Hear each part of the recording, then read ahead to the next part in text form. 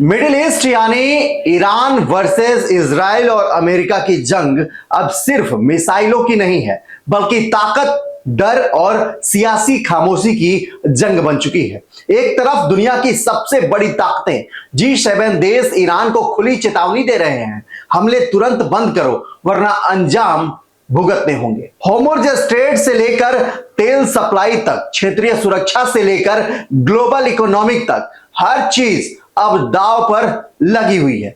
यह सिर्फ ईरान बनाम अमेरिका या इजराइल की लड़ाई नहीं रही, यह उस दुनिया की लड़ाई बनती जा रही है जहां हर फैसला आने वाले कल की दिशा को तय करेगा।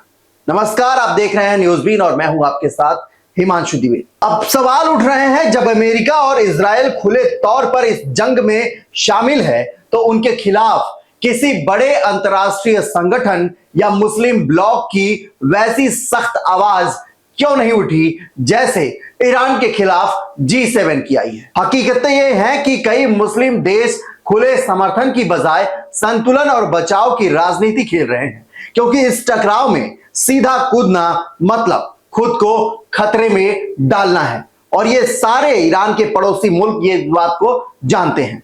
ग्लोबल पॉलिटिक्स में इसकी चर्चा जोरों पर है कि क्या ईरान अकेला ही अमेरिका, इजराइल और पूरी दुनिया की ताकतों को ललकार रहा है। सोचिए, एक देश अपने सुपर पावर अमेरिका, परमाणु ताकत, इजराइल और पीछे खड़े G7 जैसे शक्तिशाली देश। यह सिर्फ टकराव नहीं, यह ताकत की खुली जंग है जहां हर देश डर, दबाव और अपने फायदे के बीच फंसा हुआ है। विकसित देशों के संगठन यानी G7 ने बीते दिन पश्चिम एशिया के कई देशों में नागरिकों और महत्वपूर्ण बुनियादी ढांचे पर ईरान के हमलों की कड़ी निंदा की। साथ ही इन हमलों का सामना कर रहे क्षेत्रीय सहयोगियों के प्रति दृढ़ समर्थन व्यक्त किया।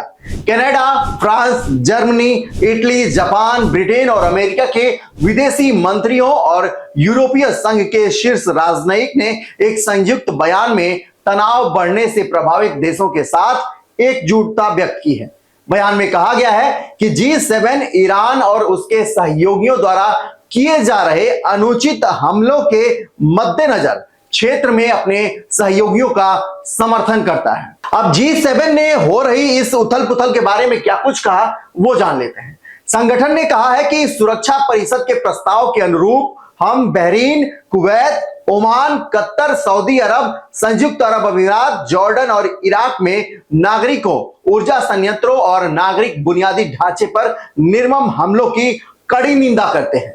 ईरान की कार्रवाइयां न केवल इन देशों को खतरे में डालती है, बल्कि क्षेत्रीय और वैश्विक सुरक्षा के लिए भी व्यापक खतरा पैदा करती है। संगठन ने तेहरान से अपनी सैन्य गतिविधियों को तुरंत रोकने का आग्रह किया है। कहा कि ये हमले क्षेत्रीय और वैश्विक सुरक्षा के लिए खतरा हैं। ऐसे सभी हमलों को तत्काल और बिना शर्त बंद किया जाना चाहिए। G7 की ये आंखें ईरान के खिलाफ तब खुली, वो इसलिए खुली क्योंकि इन सारे देशों में अमेरिका का मिलिट्री एयरबेस संचालन होता है। इन सारे देशों में जो तेल के लिए आयातक जो देश हैं, निर्यातक जो देश हैं, इन सब पर जो है अमेरिका का इन्वेस्टमेंट है। और अमेरिका जो है इनडायरेक्टली G7 के तहत अपनी बात को ये कहला रहा है कि ईरान जो है वो अपनी इस गतिविधि को बंद कर दे, क्योंकि एक तरफ से डोनाल्ड ट्रंप पूरा बेनकाब हो चुके हैं। उन्होंने बिल्कुल ये एक कहे कि सामने आके सरेंडर भी नहीं कर सकते और युद्ध पे विराम भी नहीं लगा सकते।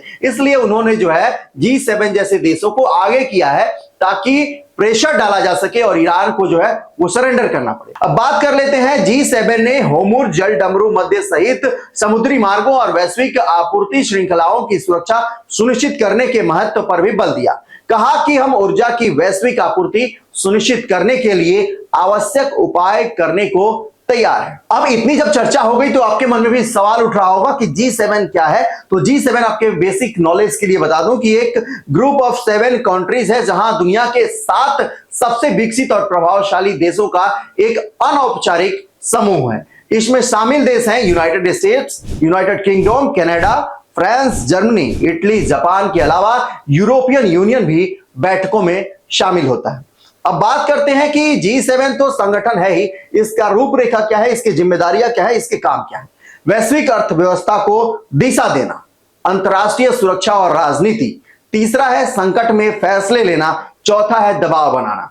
जैसे कोई अगर बाहरी देश G7 से संबंधित किसी देश पर अगर हमला करता है तो ये सारे देश जो है उस पर प्रेशराइज करते हैं, उस पर प्रेशर बनाते हैं कि इसको जो है खत्म किया जाए, वरना हम तुम पर जो है उल्टी कार्रवाई करेंगे। और आज ईरान के साथ ठीक वही हो रहा है, क्योंकि ईरान इस बात से भी नकारा नहीं जा सकता कि ईरान इन सारे मुल्कों पर जो है वो भारी भारी पड़ता दिख रहा है। बहरहाल इस पूरी रिपोर्ट पर आपकी क्या प्रतिक्रिया है, कमेंट कर हमें जरूर बताएं। और न्यूज़बीन की ये वीडियो आपको अच्छी लगे तो लाइक और शेयर करना ना भूलें।